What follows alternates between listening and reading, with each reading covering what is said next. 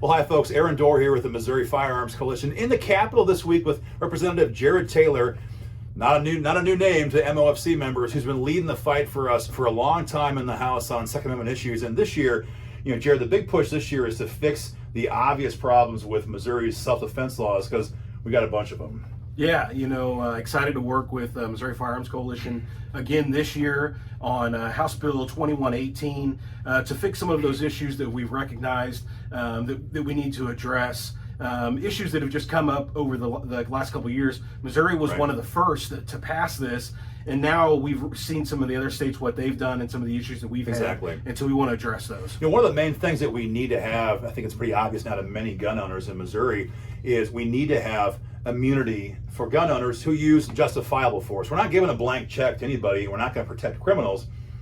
But if you're Kyle Rittenhouse, cases like this where you are forced to use justifiable force to defend your family or yourself, you shouldn't be arrested just because a prosecutor, maybe Kim Gardner, is trying to advance her own radical personal agenda. And that's what's happening right now in blue counties. Yeah, over the last several years, we've seen out-of-control prosecuting attorneys attack Second Amendment by using things like this, where they attack the individual who's utilizing their Second Amendment rights, who's utilizing what we've put into statutes to protect gun owners. They're going and they're using those things to attack gun owners. So we want to flip the script on them. We want to make sure that they're defended in Missouri. If you use that in a lawful way to protect yourself or others, we want to make sure you're protected. So how we're going to do that with this bill specifically, and again, it's House Bill 2118, is we're going to give immunity to gun owners. So you cannot be arrested just because anymore. If you are arrested, though, we're also going to have in this bill a pre-trial immunity phase. And of course, the idea here, Jared, is to avoid a gun owner having to go through, we'll call it the Rittenhouse treatment, spending a year and a half, 2 years under that constant weight of impending criminal charges, felonies, and I guess the rest of my life in prison. The pre-trial hearing, which they do not have in Wisconsin, for example, you can go before a judge with your legal team and say, Your Honor, yeah, I shot that guy, and here's why, and I dang well shouldn't be here. It's a stand your ground law state. Wisconsin's not, Missouri is. And you can avoid, if the judge agrees, all of that pain before having to go through it. That'd be a huge improvement for gun owners here in Missouri. Yeah, it would. Like we said, we're going to flip the script on them just by making sure that the defense, your defense, is going before you to say, no, this isn't right, and it allows you that trial to stop right there rather than moving forward and having to present that defense later on. And we also have a weird nuance here in Missouri where we can stand our ground. Depends on who you ask. But if you threaten to use force, if you don't have to shoot that person, if you threaten to use force, there's no protections for Missourians. This bill fixes that as well, because after all, that's the goal. We don't want to have to shoot somebody. The goal of every encounter with that is to present your firearm, have that person back off, and that's what usually happens.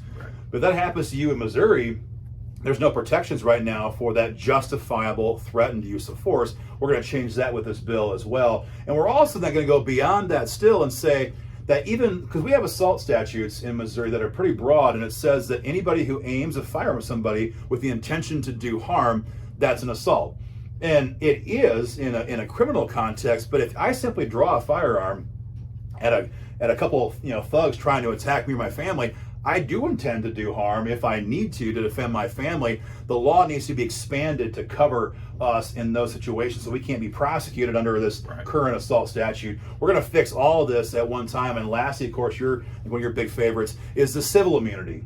Because after all, the idea that you have to be attacked on the street and then be attacked again in court with what could be a $500,000 worth of legal fees in civil court, that should never happen, especially if you're not ever convicted in criminal court. This bill covers that as well. Yeah, I mean, you hit it on the nail on the head.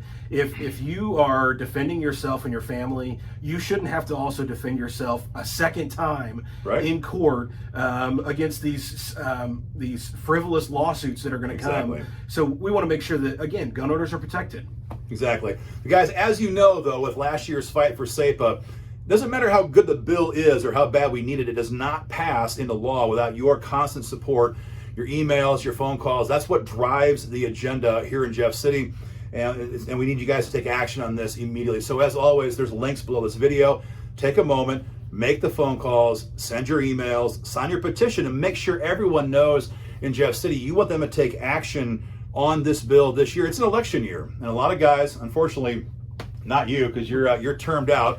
A lot of guys are up for re-election, and they're wanting to get support from gun owners. Now is our time to say, well, we appreciate SEPA in a big way, but this has to happen now. We can't have one more day where gun owners, especially in our blue counties and blue cities, are vulnerable to these legal attacks. So take action, guys.